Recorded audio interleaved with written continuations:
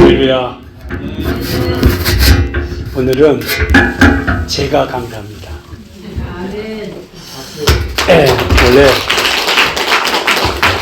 고향에서는 인기가 없습니다.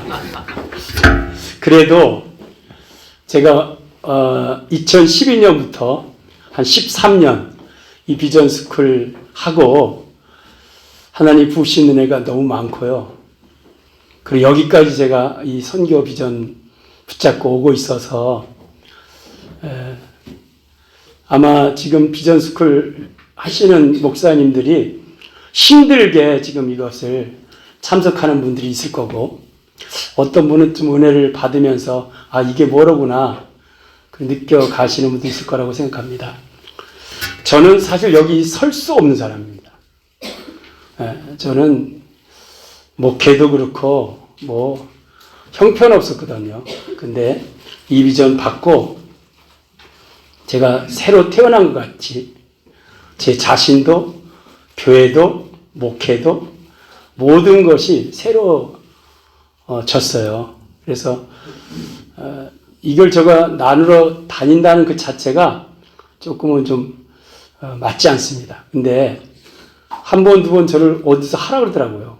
그래서 이제 저희 실패담도 얘기하고, 제가 비전스쿨 하면서 힘들었던 것도 얘기하고, 그리고 비전스쿨 하고 하나님께서 저와 교회와 제 사역 가운데 또 기름 부으신 열매도 있고, 그래서 나누다 보니까 여기까지 이렇게 또 오게 됐습니다. 그래서 제가 저희 지부에서 말한다는 거는 좀 가장 부담스럽습니다. 하지만 하나님이 하라고 해서 순종하고 섰습니다. 제 거 띄워주세요. 너무 겸손하세요.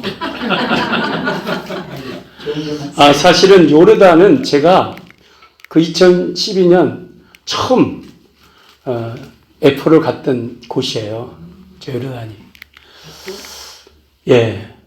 이 지금 주제가 선교 단체와 교회가 어떻게 협력해야 되는가. 사실은 저는 교회가 점점 동력이 꺼지고 있는 것을 제가 목회하면서 느꼈고, 저만 그런 게 아니라 주변에 목회하면서 힘을 잃어가는 교회들이 참 많았어요. 그래서 이대로 우리도 유럽처럼 꺼져가나? 그런데 진짜 강력한 동력이 있는 곳이 이 선교 단체더라고요. 여기에 제가 발을 얹어놓으니까 저에게 그 동력이 전달되더라고. 그래서 교회도 함께 일어나게 되는 것을 제가 느꼈습니다. 그래서 이 교회와 선교단체가 왜 협력해야 되나, 그런 부분에서 제가 느낀 것을 중심으로 말씀드리겠습니다. 제가 이 말씀을 늘 마음에 새기고 있습니다. 결국 목회자는 뭐하라고 세웠느냐? 하나님 아버지의 마음을 그 자녀들에게 전달해 주라고. 그래서 자녀들이 하나님 아버지 마음이 이거로구나 알고 그 마음에 집중하게 하려고 그렇게 세우셨다고 해서 이 본문을 제가 굉장히 좋아합니다. 한번 같이 읽겠습니다. 보라, 여호와의 크고 두려운 날이 이르기 전에 내가 선지자 엘리야를 너에게 보내리니 그가 아버지의 마음을 자녀들에게 돌이키게 하고 자녀들의 마음을 그들의 아버지에게로 돌이키게 하리라.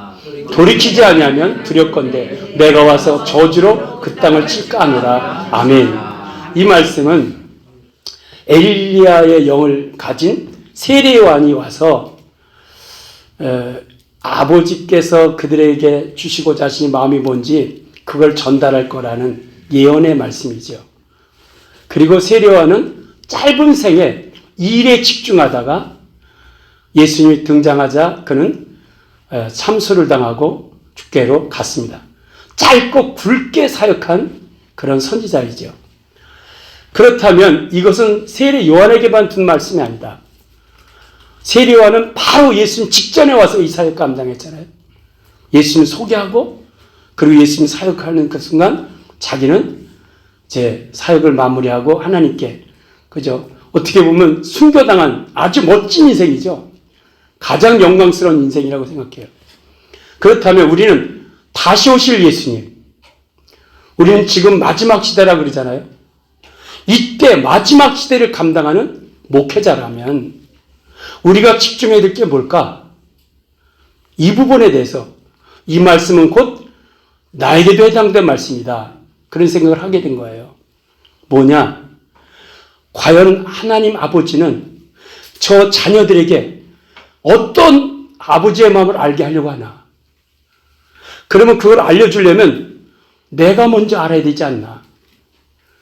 내가 먼저 아버지 마음이 뭔지. 물론 하나님 아버지의 마음은 다양하지만 하나님이 가장 원하는 마음이 뭔가? 이것을 제가 알고 그걸 전하는 게 저다. 그래서 나는 하나님 아버지의 마음의 전달자다. 전달자로 날 세웠다. 어떤 다른 신학적이고 이런 여러 가지가 있겠지만 이 시대 하나님이 제일 전해주는 게 뭘까? 그걸 전해줘야 될 전달자다. 내 어떤 거를 전하는 게 아니라 그런 생각을 해요. 저도 목회를 하면서 이거 안 되네. 미안해. 다 목회 시작하면 염원들 있죠. 개척을 하든지 뭐 하든지 자립, 재정 자립, 그리고 교회 성장. 교회 성장 어느 정도 되면 이제는 좀 나도 성전, 이 교회 건물을 가졌으면 그런 어떤 바람이 있습니다.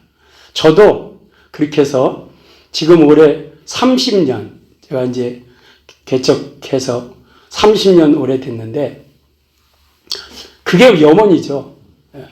그리고 저는 좀 큰 교회에서 부교육자 생활을 좀 오래 했어요. 여기 옆에 지금은 세상예비 동강교회인데 옛날에 부천 동강교회였어요. 거기서 제가 교육자 생활을 한 8년 했어요. 큰 교회에서 하다 보니까 모든 분야를 제가 다 배운 것 같아요.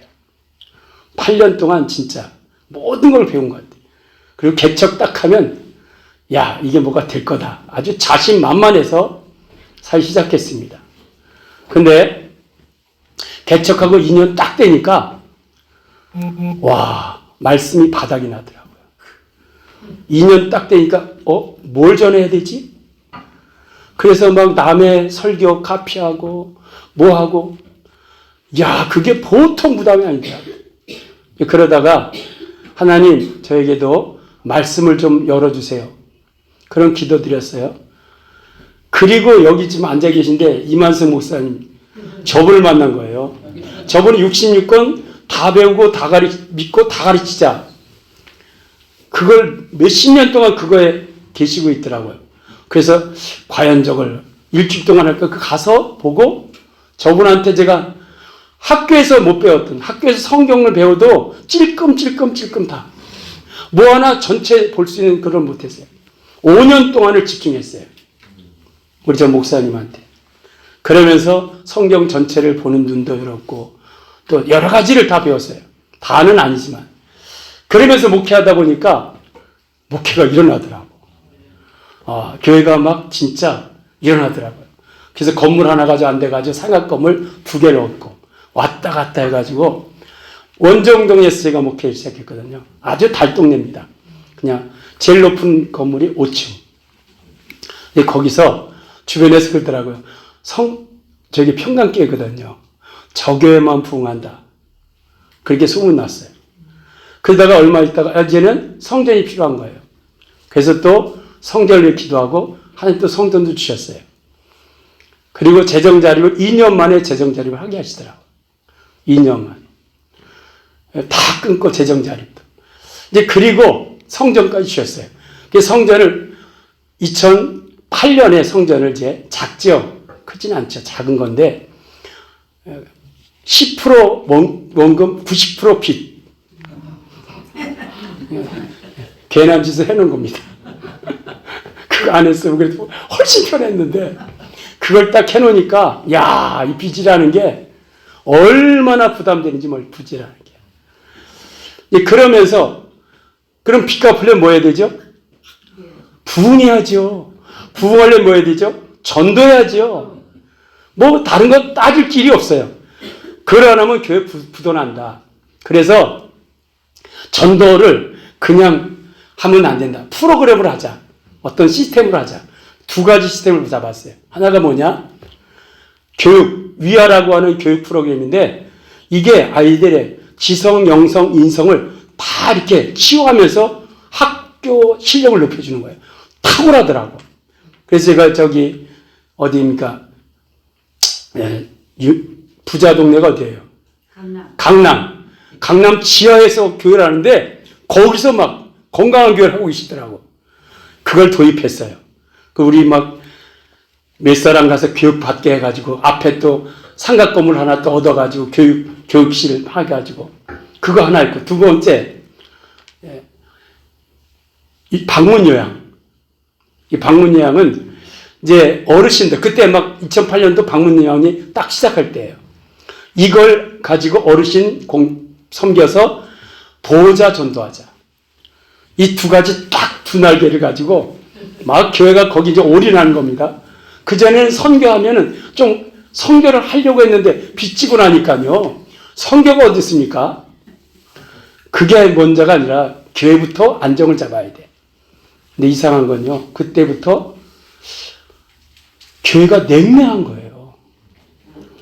예배 가운데 이상하게 냉랭해요. 냉랭해. 그러다 보니까 교회가 자꾸 잡음이 일어나고 그리고 막 시험 드는 사람 많고 그러더니 저하고 같이 사역하던 장로가 식도암이 걸려가지고 3개월 만에 세상을 떠났어요. 권사님도 있고 자녀들이 많은데 저희 같이 했던 아주 정말 선임 장로죠. 저보다 나이는 2살 위인데 지금 이게 2011년 얘기예요. 2011년 얘기예요. 그때 돌아가시는 거예요. 그러더니 가족들이 다 마음 상처받고 그냥 쏙 빠져나가는데 뭐 한 10여 명이 쫙 빠져나가더라고.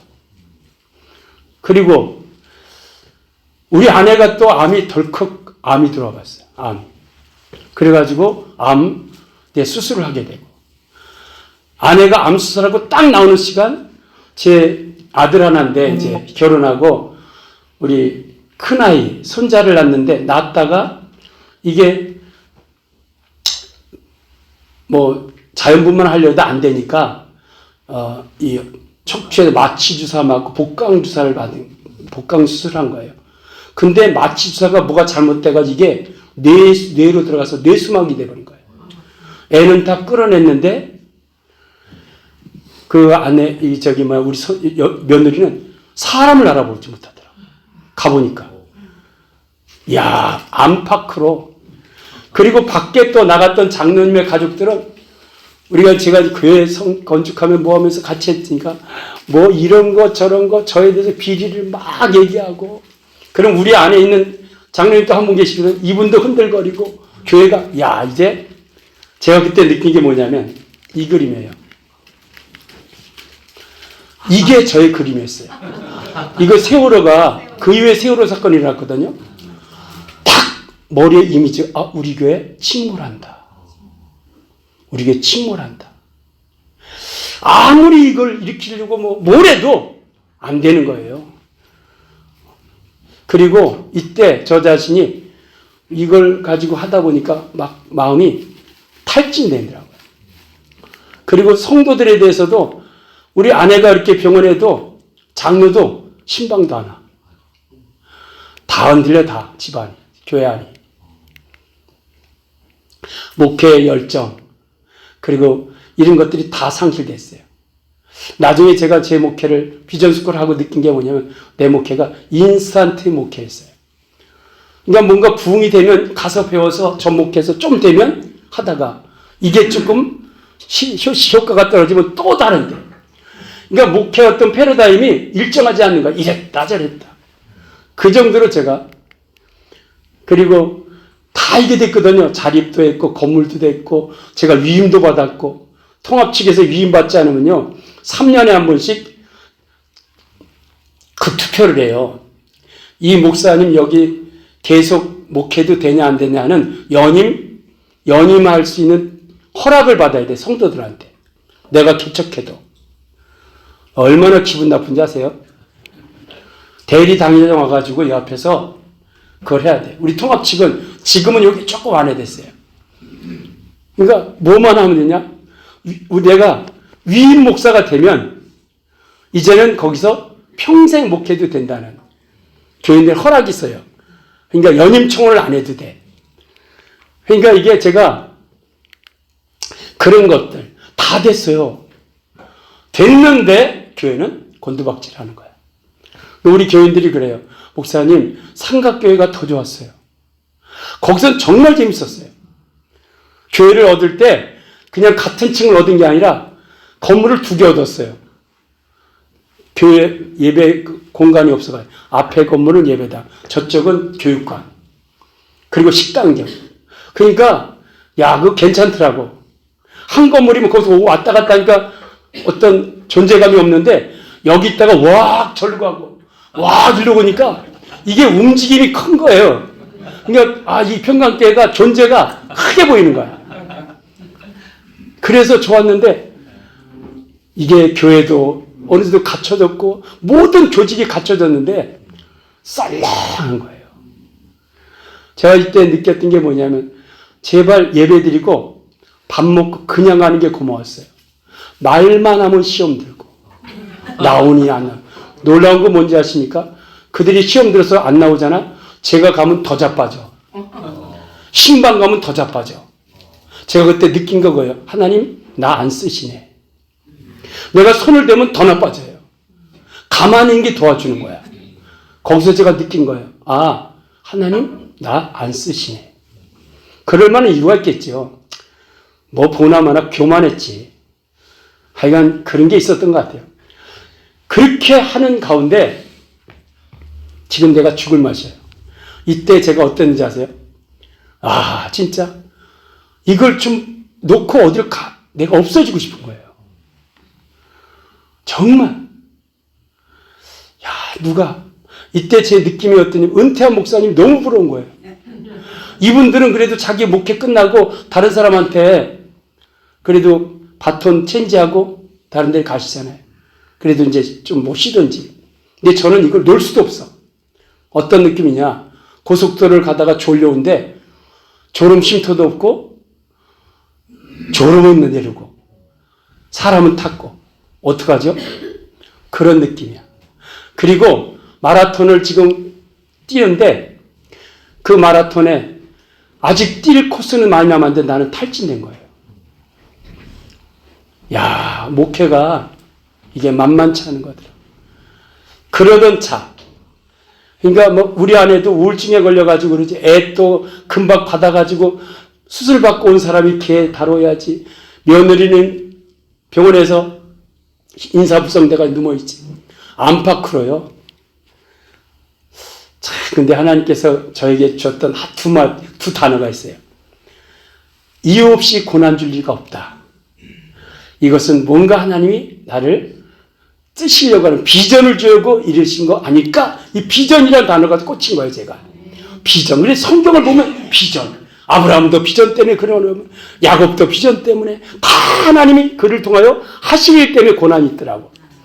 내게도 이런 것이 있지 않을까? 그런 생각을 하고 있는데 여기 계셔요. 우리 윤광 목사님. 이 목사님이 저한테 오늘 와가지고 저런 거예요. 최 목사님 비전 스쿨하지 그러더라고. 그때가 2012년 이제 아주 초 될 때예요. 2012년 비전 스쿨. 그래. 비전이라는 단어가 제 마음에 있었고 이분이 비전 스쿨이라 가지고 그때만 내가 선교라 그러면 전 안 왔을 거예요. 난 선교라는 게 아니라 나는 지금 내 코가 석자고 내 발에 불이 떨어졌는데 무슨 남돌 부를 게 있어요? 교회가 지금 난장판인데. 근데 비전 스쿨이라는 거예요. 그래? 그건지 몰라.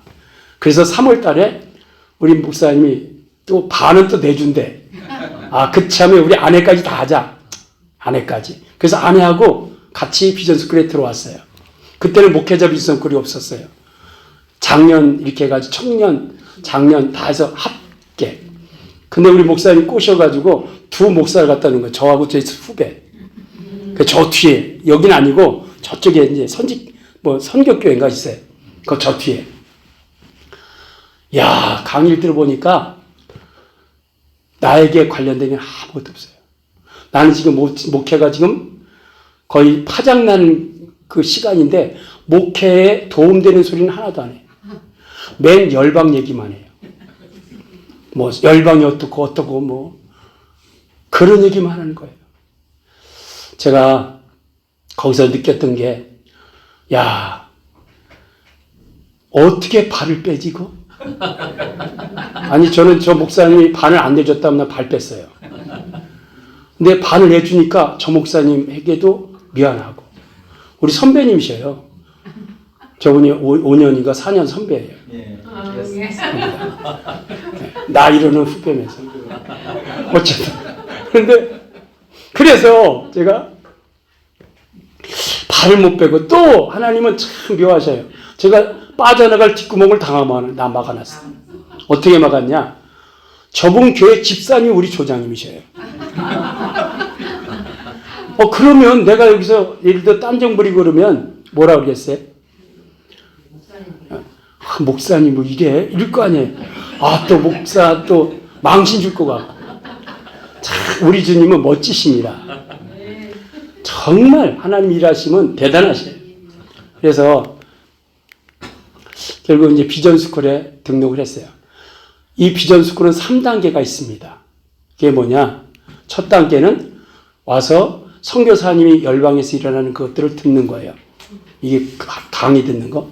두 번째가 캠프에 가서 그곳에서 이 비전스쿨의 꽃을 보는 겁니다. 꽃. 세 번째가 F4 하는 거예요. F4는 열매를 맛보는 거예요. 그러니까 여기서 강의만 들은 분들은 사실은 우리가 지식이 있다고 변화되는 게 아니잖아요. 하나님의 성령의 감동이 가슴으로 내려올 때 변화되는 거죠. 그게 바로 기름 부으심에 일어나더라고. 그걸로 되는 게 아니죠. 왜 기름 부었나? 기름 부으신 목적인 하나님의 열방을 가게 하려고 하는데, 가지 않으면 뭐가 없냐? 열매가 없더라고. 그래서 제가 지금까지 한 13년 동안 이거 했잖아요. 많은 목회자들을 저도 많이 모셔왔어요. 많이. 근데 비전스쿨 하신 분들은, 이것만 강의 들으신 분은 그냥 옛날 목회 형식으로 가시더라고. 또 어떤 분은 캠프 가서 은혜를 받아요. 캠프가 가보셨으면 알겠지만 저는 캠프 안 갔다면 오늘이 없습니다. 캠프 가니까 하나님의 그 기름 부심이 오더라고. 머리로는 뭐가 오는데 가슴이 안 움직이더라고요. 제일 힘든 게. 비전스쿨 여기서 강의 들 때는 제가 어땠냐? 막 이 가슴이요, 차디 차요. 얼음을 누가 여기 놓은 것 같아. 그래서 제가 느낀 게 뭐겠어요? 이건 내 길이 아니야. 이게 내 길이라면 은혜를 주셔야지. 은혜가 하나도 안 되는 거예요. 어쨌든 열방에 대한 강의. 그리고 선교사님들 강의 들어보셨죠? 지금 선교사님은 덜 하는지 모르겠는데 이분은 강의하다가 막 자주 울어요. 열방 영혼을 해서. 난 그거 들으면서 나는 우리 교인에서 언제 울어봤나? 내가 우리 성도로서 언제 울어봤나? 그런 어떤 충격은 받지만 은혜는 전혀 안 되더라고. 그런데 이 스텝 헌신 때문에 끝까지 왔습니다. 이분이 얼마나 그냥 안 오려고 마음먹으면 벌써 전화하셔. 목사님 오고 계시죠? 교통이 좀 막히시죠? 그러면서. 그리고 제일 힘들었던 게 머리까지 뭐가 충격이 오는데 여기 감동이 안 와요. 가슴에. 그래서 제가 느낀 거예요. 머리와 이 가슴의 거리가 이렇게 머나? 이렇게. 그렇잖아요. 안다고 우리가 행동하지 않잖아요. 가슴까지 올 때 행동하잖아요. 감동이 돼야 행동하죠. 그런데 이 단어, 이 훈련이라는 단어가 저를 여기까지 오게 했어요. 강의 중에 그러시더라고. 이거는 세미나가 아닙니다. 세미나는 어떤 내 정보를 더 얻고 어떤 방법론을 얻어서 그거를 목회에 도입하는 거지만 이거는 훈련입니다. 그러더라고. 훈련과 세미나의 차이가 뭐냐? 세미나는 지식을 얻는 거지만 훈련은 순종하는 거다. 그렇잖아요. 군인이 순종하니까 군인 되는 것처럼. 이 훈련이라는 단어가 그렇구나. 훈련이로구나 이거. 근데 들어올 때 들어오는 출석 시간까지 쓰더라고. 난 이 시간까지 쓰는 데를 한 번도 안 다녀봤어요. 뭐 지각하면 지각 그거 시간 맞추는 것부터가 훈련이래요. 훈련은 여기서 하라는 그걸 그대로 하는 게 훈련이래요. 아멘. 이 말을 해가지고 제가 원체 교회가 난장판이니까 뭐 내려가면 목회 그만둬야 될 그런 판이니까 그래? 내가 지금 훈련 받아본 적 있나? 어떤 걸 배워가지고 성도들에게 접목해서 그걸 활용을 했지. 내가 여기서 하라는 대로 내가 훈련 받아봐 내가 먼저? 그래서 훈련 받기 시작한 거예요. 야, 훈련 받으니까 훈련은 갈수록 센 게 진짜 훈련입니다. 진짜는요, 센 겁니다. 그래서 해병대가 다른 게 훈련이 세기 때문이잖아. 마음을 딱 먹은 게 이게 또 화근이에요.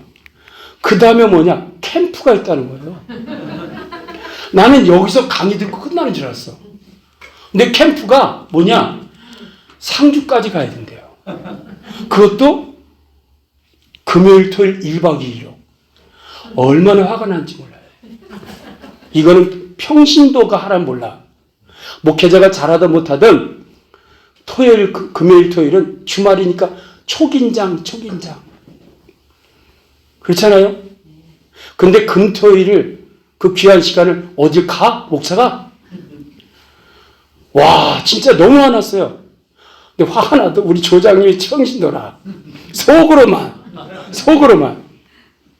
근데 그러면서 무슨 생각이냐? 순종이란다.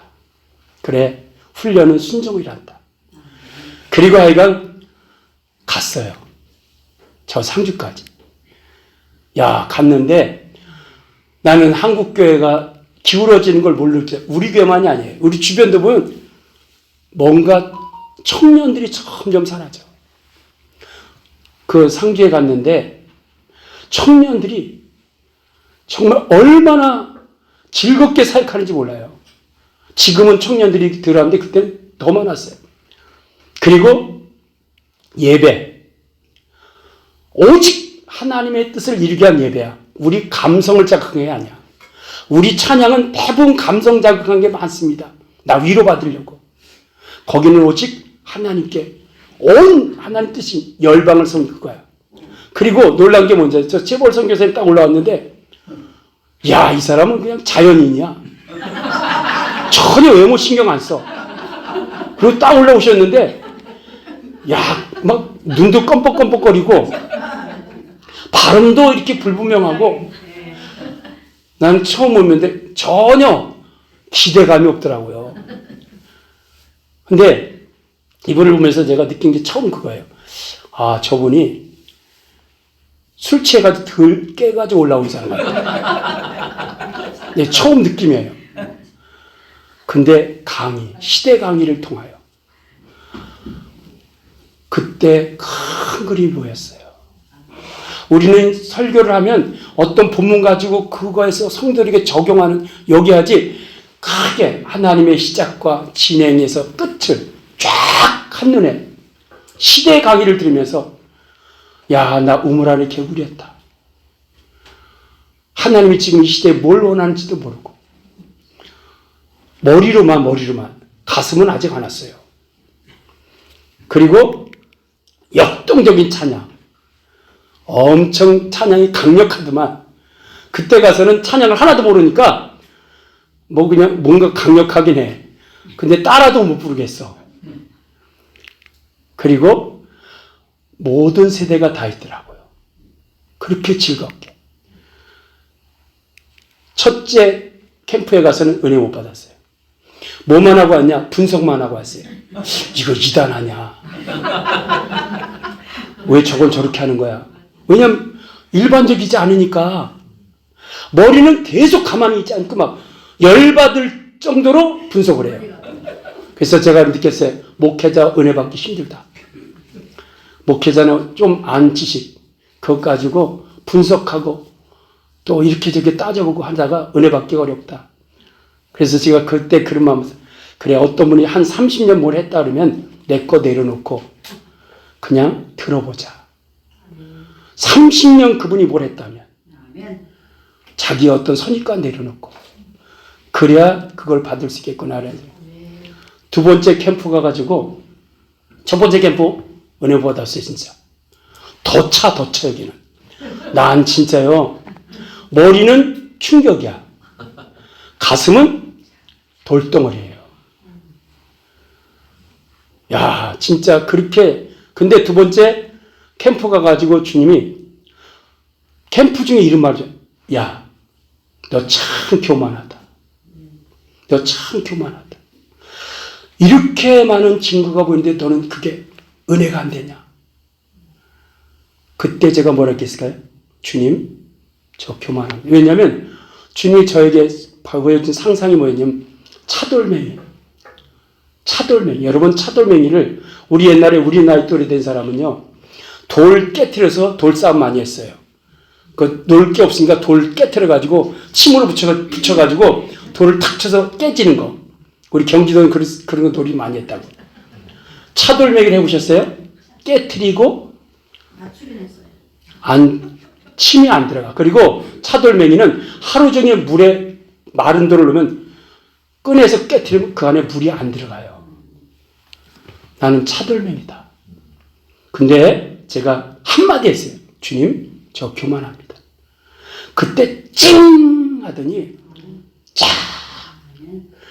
그리고 제게 은혜가 스며드는데 제 안에 와, 저를 완전히 그게. 그리고 눈물이 터졌어요. 이게 얼마나 만에 눈물 흐르는지 몰라요. 그때부터 이게 주체할 수가 없는 거, 주체할 때. 강의 들을 때, 시기할 때. 그냥 눈물이, 교회 와도 눈물. 그때 한 3년 동안을 제가 눈물이 있는 것 같아요. 하나님이 뭐 한마디 눈물이 나오고. 자, 머리에서 가슴까지 왔어요. 이게 회개. 그리고 또 다음 단계가 또 있대. 나 이제 됐잖아요. 은혜 받았으니까. 회개도 됐고. 뜨거워졌으니까. F를 가야 된대요. 저는 진짜 어떤 전이가 전혀 없었어요. F에 뭐냐. 아니, 여기서 강의를 막 하면서 민족을 자꾸 입양하래. 어떤 민족을. 또 입양은 또 뭐야. 근데 입양이 안 됐거든요. 이제 지전스쿨 다 받고 했으니까 품은 민족 가야 된대. 아니, 나는 품은 민족이 없는데 어디로 가? 그 하나님께 또 그걸 또 기도하도 아무 생각도 안 나요. 근데 왜 요르단 갔냐? 사실 제가 어디죠? 파키스탄을 가려고 그랬어요. 왜? 파키스탄은 저희 교회 건축하기 전에 그 열방의 교회 먼저 건축하는데 우리 교회가 건축할 테니까 이 교회 해주세요. 그래가지고 미리 파키스탄에 돈 보내서 파키스탄의 교회 예배당을 건축한 게 있어요. 근데 그거 헌당할 때 가보질 않았어요. 그래서 이참 저참 파키스탄 가보자. 근데 파키스탄이 그때 열리지 않았어요. 그럼 어디 가지? 이스라엘 내가 성지순례를 갔고, 요르단 내가 못 가봤는데 그때 당시 어떤 마음을 하나님께 주냐? 페트라가 그렇게 보신 거예요. 페트라가 요르단 남부에 있어요. 왜 그런지 몰라요. 페트라를 보고 싶은 거야. 그래서 저기도 성지니까 한번 이참저참 페트라 구경 좀 하자. 그리고 갔어요. 나는 선교를 어떻게 생각했냐? 제가 중국도 가보고 필리핀도 선교를 했거든, 옛날에. 그러면 선교사님이 항상 따라다녀요. 그리고 선교지에 이렇게 뭔가 한 걸 일거리를 주셔. 그럼 뭐 설교도 하고 기도도 해주고 세례도 주고 뭐 이러고 다녀. 그리고 뭐 돈 돕고. 그렇게. 그리고 나머지 한 반은 여행하고 돌아와. 저는 그렇게 알았어요. 여러분 가보시면 알지만 여기는 완전 달라요. 여행이 아니에요. 시작부터 마지막까지 영혼 만나러 다녀. 여행 없어요. 저기가 지금 우리 그때 갔던 친구 그 분들인데 저 혼자 목사 그리고 다 평신도. 우리 교회 내가 밝히지 않으려고. 왜냐? 분명히 내가 다 탈진됐는데 가서 선전하겠어요? 평신도한테 망신될 것 같아서 목사라는 신분을 속이려고. 그래야 이들한테 시험 안 들게 하대. 근데 우리 교회가 공항 옆에 있다고 우리 교회에서 1박 합숙을 한 거예요. 그래서 우리 교회에 합숙한 거예요. 그래서 목사가 뽀록이 나버렸어요. 그러면서 시작한 가자마자 아주 가장 기본 언어 배우고 보내는 겁니다. 이렇게 가서 애들 만나서 이름 적으라 그러고, 그리고 1박 2일 보내요. 어디는 2박 3일 막 보내. 야, 저는요 저거 하면서 얼마나 행복한지 몰라요. 여기를 싹 잊어버렸어요. 여기 가니까 하나님이 오고 싶은 마음이 없더라고. 왜? 여기가 뭐가 돼 있어야죠. 가는 곳마다 제가 이때 가서 영혼들을 얼마나 이분은 기도했는데 하나님이 치유하셔가지고, 이게 이제 요르단인데 치유해서 그렇게 막 고통스러운 분이 치유하셔가지고 기도받고 나가지고 엄지손가락을 탁 쳐두면서 그러더라고. 뭐 라마단이니까 막 맨 기도하러 돌아다니고, 이분만 보고 문자 냈는데 나오다가 함께 기도했더니 이분이 치유받고 해서 사진 찍은 분이고, 나이가요 20살밖에 안 돼요. 저는 그때 지금 10몇 년 전이니까. 근데 얘네들 메카 간다고 얼마나 즐거워하는지, 밤 새벽 2시까지 얘네들하고. 그리고 그 다음에 2013년에 터키 7교회 방문하고 오고, 그 다음에 2018년 또 가서 카스피, 우리 선교사 파송이 있기 때문에 저기 카스피거든요. 우리가 카스피에 가려고 그러는데, 그리고 코로나 이후에 비전이 꺼지니까 우리 교회가 옛날로 돌아가는 거예요. 교회가 냉랭해요. 코로나 때문에 막 하면서 비전을 넣으니까. 그래서 안 된다. 나부터 시작하자. 그래서 제가 다시 2020년에 1월 달에 조지아 5명이 조지아 갔더니 얼마나 많은 영혼을 또 만나겠냐. 그래서 그 다음에 8월 달에 또 가요. 8월 달에. 그리고 그 다음에 또 가고. 이렇게 해서 요번에 작년에 이제 사우디 갔다 오고. 제가 이거 하면서 느낀 게 뭐냐면, 목사가 목회하다 보면 힘을 얻는 게 아니라 자꾸 힘이 빠지더라고요. 그리고 제 자신이 깨끗해지는 게 아니라 탁해지더라고요. 근데 열방 갔다 오면 마치 제가 MRI로 나를 딱 찍어내서 더러운 오물을 다 씻어낸 것처럼 제가 깨끗해져요. 다시 뜨거워져. 그래서 지금은 그래요. 제가 조금 영적으로 탁해지고 무뎌지고, 벌써 알잖아요, 목사가. 요즘은 이상하다. 그러면 열방 가는 거예요. 갔다 오고 나면 깨끗해져. 그리고 교회는 이상해요. 제가 열방 갔다 오면 교회는 더 뜨거워져 있어. 제가 거기서 느낀 거예요. 교회는 목사가 담임으로 세웠지만 교회는 목사가 하는 교회가 아니고 하나님이 하시고 교회 머리는 예수입니다. 갔다 와서 느낀 거예요. F 갔다 와서. 얼마나 열방에 하나님이 선교를 위하여 많은 영혼을 가난하게 해도 않나. 그래서 그랬잖아요. 누가복음에 보면 10장에 추수할 것은 많되 일꾼이 부족하니 너는 주인에게 청하여 일꾼을 보내달라고 기도하라고. 저 기도가 그래서 이 기도하라 그랬구나. 가보니까 느끼는 거예요. 무슬림 갈 때 무서웠어요. 뭐 이들은 텐오버 멤버 얼마나 착한지 몰라요. 가보시면 알아요. 못 살아도 최선을 다해 대접을 해요. 뭐 물어보면 자기가 아예 타. 그리고 내릴 때 그 돈도 내주고 내려. 가난해요. 그러니까 뭘 느꼈냐. 하나님은 이들을 준비시켰구나. 마음을 이슬람을 믿었지만 명목상 이슬람이냐. 안 믿을 수 없잖아요. 마음을 가난하게 만들어놨어. 그리고 복음을 전하면 거기에 반응한 분들, 그리고 모든 민족을 사랑하는, 저는 이슬람을 이스마엘 후손이잖아요. 나는 이삭 계열은 하나님이 축복의 계열로, 언약의 계열로 했고 이스마엘은 버렸다고 생각했어요. 주님은 버린 자가 없어요. 그들을 주님이 여전히 있어요. 제가 요르단 가서 느낀 게 주님의 눈물을 봤어요. 그래서 비전은 내가 머리로 받는 게 아니더라고. 하나님 마음에 그 비전을 부어주시는 거더라고. 그 마음. 그래서 하나님이 이 민족을 사랑하시는구나. 그리고 제가 12주 교육받고 뭐가 됐겠다고 하겠어요? 뭐가 됐겠다. 근데 하나님이 부족한 자를 쓰시는 하나님 보면서 하나님은 능력의 하나님이다. 만약에 능력 있는 사람 썼다면 그게 안 돼. 나 같은 자를 쓰신 하나님.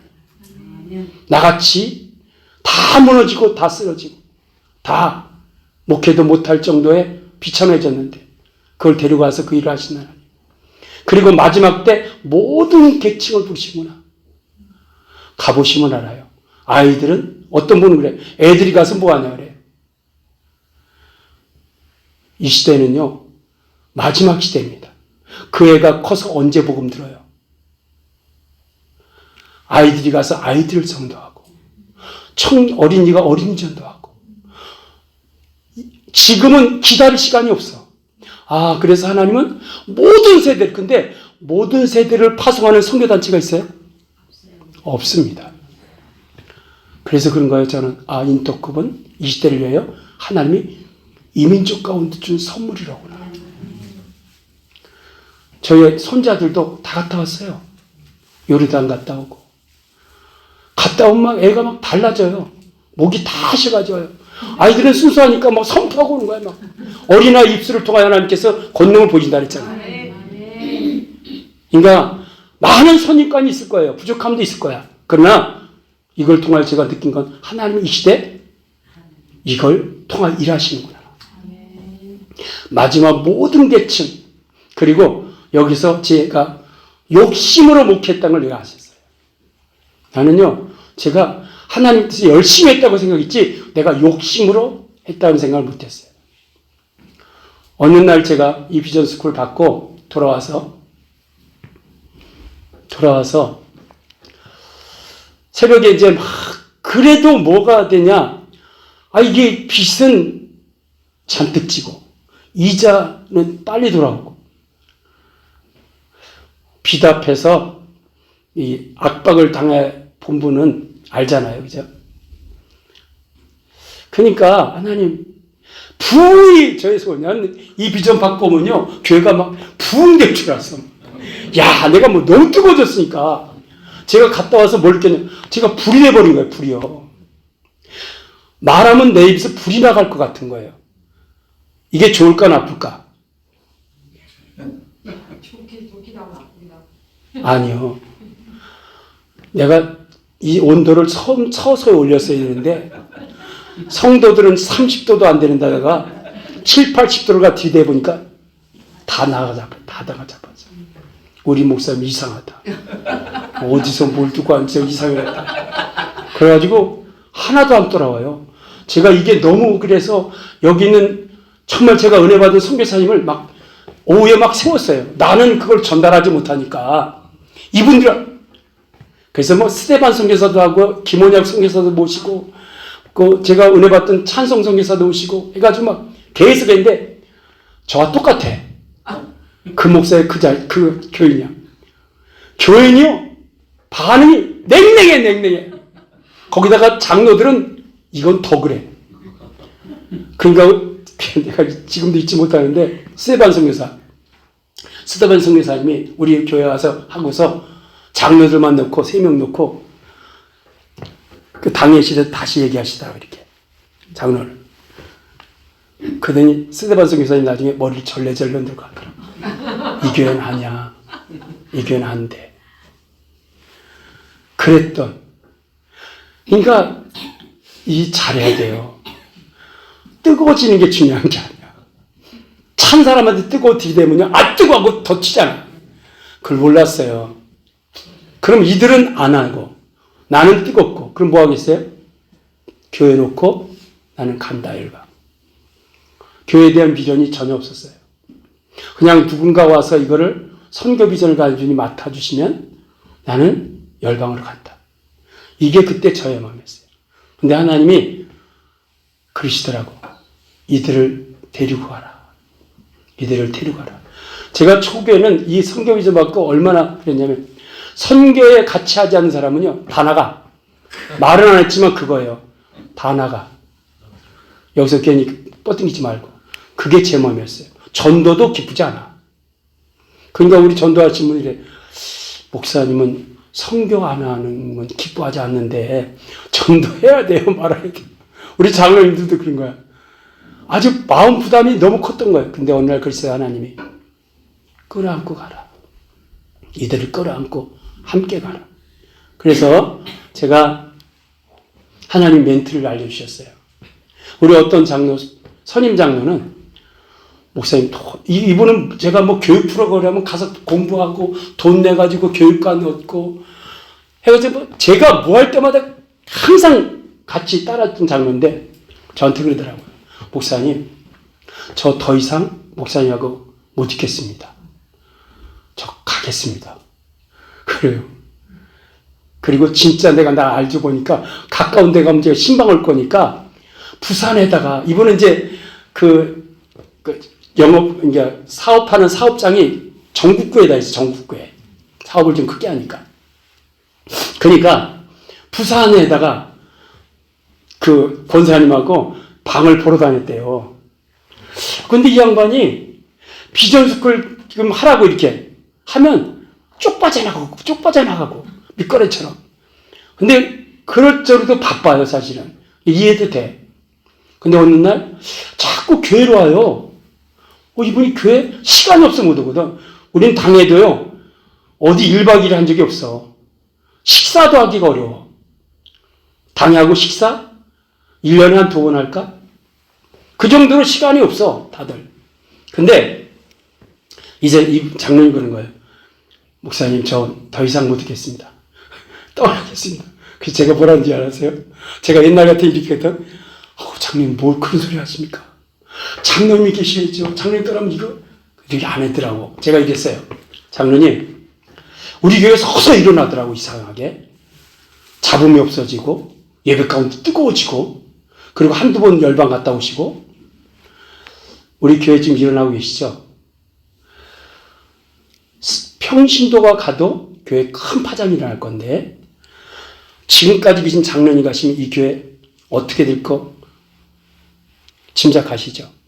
나는 이렇게 기도할 겁니다. 하나님께. 하나님, 이 모든 거 저 장로에게 책임 물으세요. 난 장로님 축복 못합니다. 그랬어요.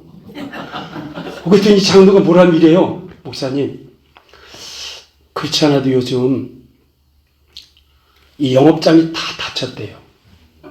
전국계에 있는 게. 그래서 제가 장로님께 이렇게 말해요. 이게 멘트 하나가 하나님 지혜 주지 않으면 안 돼요. 장로님, 이 비전이 어렵죠. 안 받아들이죠. 나도 그랬어요. 그리고 장로님이 이거 안 하려고 하는 게, 혹시나 내가 잘못된 데 빠졌을까봐 교회에서 하는 줄 알아요. 저가 하는 일을 반대하려고 하는 게 아니라 그런 마음으로 하려고 생각해요. 자, 장로님 이 비전 받으시면 다 열 겁니다. 하나님이 다 열 겁니다. 그들 나중에 그래도 안 하더라고. 바쁘니까. 그래서 제가 이런 말 했어요. 장로님, 작년 시간이 없으니까 저 상주 오며감에 상주 열방센터가 있다. 그 열방센터에 비전 캠프를 한다. 그 어느 날 그 한번 캠프를 오며가며 시간 있을 때 가보시라. 근데 이분이, 여러분, 캠프 중에 1차 캠프는 호불호가 있어요. 1차 캠프는 이렇게 좋아하는 사람 있고 좀 거부감 있는 사람이 있어요. 근데 몇 차? 3차 캠프는 교회를 위해 강의를 왜? 은사 사역. 교회를 하되 은사적으로 사역해라. 은사, 그 다음에 은사를 해서 은사적으로 사역하게 해라. 함께 이겨요. 3차 캠프를 가신 거야, 이분이. 어디 갔다 오다가 들어가자마자 받은 거예요. 문을 열고 탁 들어갔는데, 제가 그때 그랬어요. 이런 말했어요. 우리 장로님한테. 장로님은 저거 지금까지 한 번도 제가 뭐 할 때 거부하지 않고 가져왔어요. 이 비전 받으면 제가 그럴 겁니다. 장로님, 자중하세요. 자중하세요. 내가 그럴 거라 했어요. 지금 제가 그러고 있어요. 장로님 너무 뜨거워져가지고. 이번에 지금 타직에서 9분이 오셔요. 타직에서. 그거 다 자기가 섬겨요. 그래요. 그래서. 타직에서 오시면 그냥 이분이 다 하셔. 그분이 선임 장로거든요. 그래서 참 이거요. 이거 몇 분 남았어요? 5분. 아니, 자, 보세요. 하나 지금 하면서. 제가 지금 막 뭐하려고 하냐면, 그래도 교회 부흥해야 되잖아. 왜? 빚 갚아야 되잖아요. 그래서 제가 그랬어요. 막 하나님께, 교회가 부흥이 확 일어날 줄 알거든. 일어나는 게 아니야, 이게. 흔들흔들거리고. 근데 뭔가 예배 가운데 옛날에 느끼지 못했던 이 뜨거워지더라고. 그리고 식사 가운데서 잡음이 싹 사라졌어. 불평불만이 싹 사라졌어. 그러니까 어떤 분이 와서 그래. 이 교회는 신기해요. 불평불만한 사람 없어요. 조금 얼마 전에 와봐. 이게 밥 먹고 그냥 가지. 말할 땐 불평불만이 돼. 하나님께 이렇게 했는데 주님 저한테 물으셨어요. 너 왜 부흥하려고 그러니? 그러셔요. 그럼 뭐라고 대답할까요? 맞아요. 정말 진심에 그래야 빚 갚죠. 근데 또 물어오셔요. 왜 부흥하려고 그러니? 그때 이런 말. 그래야 제가 노예에서도 제 어떤 위치도 그렇고 대우도 다르고 내 능력 평가도 되고 그래야 노후가 편한 이 말을 제가 했어요. 제 속에서 그 말이 나오더라고. 그때 저는 싹꾼인 줄 알았어요. 나 진짜 싹꾼이다. 근데 그때 하나님께 그랬어요. 하나님 저 당장 목회 못하게 하세요. 실제 그런 기도했어요. 나는 싹꾼입니다. 당장 목회. 나 그런데 목회 못하게 하면 왜 그냥? 난 열방 갈 수 있으니까. 여기서 아니면 난 열방 가니까. 그런 마음이었어요. 근데 아무 말도 안 해요. 그 다음에 그러시더라고요. 이건 누 거니?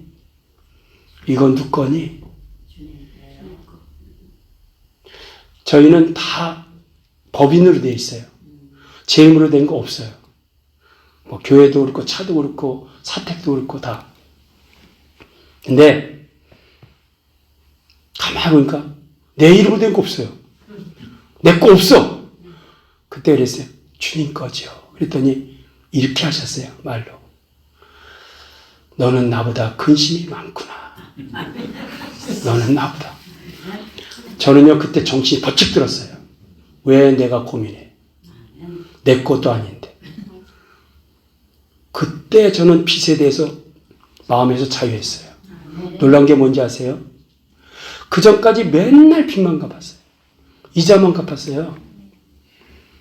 놀라운 게 그때부터 원금을 갚게 하셨어요. 아멘. 코로나 시간에도, 코로나 때도. 그리고 지금 제가 느낀 게 뭐냐면, 저는 자유예요. 왜 자유냐? 이 교회는 주님이 주인이니까. 그래서 요새는 뭐 하는지 아세요? 가끔 가다 제가 교회를 비우는 게 제가 해야 될 일이야. 오히려 제가 신경 안 써. 그러면 주님이 일하셔. 그래서 열방을 가는 거예요. 열방 갔다 오면 이 교회는 주님이 더 희한하게 이건 경험한 사람만이 알아요. 할렐루야. 아멘. 여기까지 하고 잠깐 쉬었다가 제가 이번에는 이거 비전스쿨 받고 성경을 통하여 제가 정리가 된 게 있어요. 이걸 하고 나서 이렇게 가야 되는구나. 그걸 이제 2부 시간에 나누고 싶습니다. 여기까지입니다. 감사합니다.